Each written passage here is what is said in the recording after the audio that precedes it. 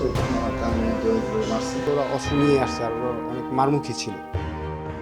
৯ June রাত ৮টা ৪৩ রাজধানীর লালমাটিয়ার ইন্টারনেট প্রোভাইডার প্রতিষ্ঠান ইন্টারনেটে আসে মুখোশধারী ৭ থেকে ৮ জন। সিঁড়ি ও গেটের বাইরে অবস্থান নেয় আরও ৫ থেকে ৬ জন।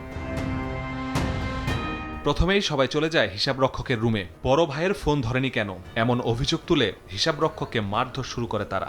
বাধা দিলে মারধর করা হয় আরেক কর্মীকেও। আমি যখন ওনাকে থামাইতে গেছি তো তখন আমার কানের মধ্যে অনেকভাবে মারছে।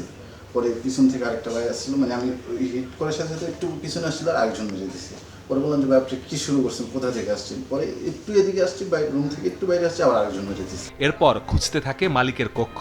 পুরো রুম তছনছ করে মালিকের কম্পিউটার, ড্রয়ারে থাকা আইফোন নিয়ে নেয়। পুরো ঘটনাটি ভিডিও কলে দেখানো হয় কথিত সেই বড় ভাইকে। কোমর এখান দিয়ে উঁচু, তো মনে হলো যে অস্ত্র অবশ্যই ছিল, কারণ যেহেতু আসাতাল তো ওরা অস্ত্র নিয়ে আসছে আর ওরা অনেক মারমুখী ছিল।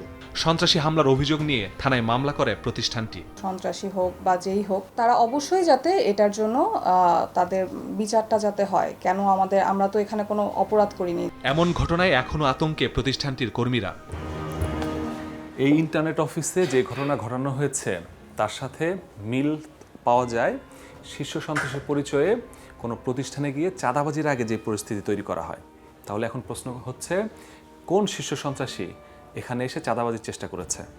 ভুক্তভোগীরা বলছেন যারা এখানে এসে তাণ্ডব করেছিল তাদের পরিচয় শনাক্ত করে আইনের আওতায় আনা গেলেই উন্মোচিত হবে এ ঘটনার রহস্য। হামলার ধরন দেখে পুলিশও বলছে এটি কোনো সন্ত্রাসী গ্রুপের কাজ হতে পারে। সিসিটিভি ফুটেজ দেখে শনাক্তের পর নারায়ণগঞ্জ থেকে ইরফান নামের একজনকে গ্রেফতার করা হয়েছে। রিমান্ডে জিজ্ঞাসাবাদে বাকিদের তথ্য বের করে গ্রেফতারের চেষ্টা চলছে। আমরা সব অ্যাঙ্গেলে কাজ করছি, যে বড় ব্যয় হোক তাকে আইনের আওতায় আসতে হবে। মোহাম্মদপুরে কোনো সন্ত্রাসী, চাঁদাবাজ, কোনো দুষ্কৃতিকারী ঠাঁই হবে না। মোহাম্মদপুরবাসীর জন্য একটা নিরিবিলি এবং সুন্দর আস্থাশীল পরিবেশ আমরা ইনশাল্লাহ বাংলাদেশ পুলিশ এবং মোহাম্মদপুর থানা আমরা তৈরি করব। চাঁদা না পেয়ে গত বছরও শেরশাহ শরী রোডে আবাসন ব্যবসায়ীর প্রতিষ্ঠানে 2 দফা গুলি করে সন্ত্রাসীরা। মাসুদুর রহমান, সময় সংবাদ, ঢাকা।